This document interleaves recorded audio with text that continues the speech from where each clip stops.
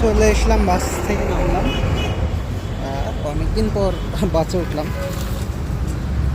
আর আজকে রাস্তা পুরোপুরি ফাঁকা থাকাতে কোনো জ্যামই হয় নাই।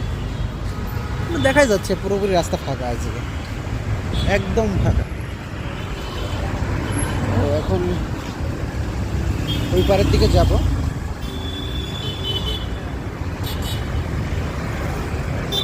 রাস্তাটা অবশ্যই দেখে পার হতে হবে।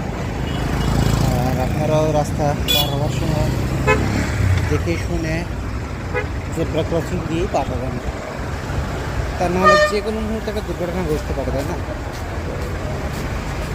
সামনে আরও ঈদ আসতেছে, অবশ্যই সতর্কতা অবলম্বন করতে হবে,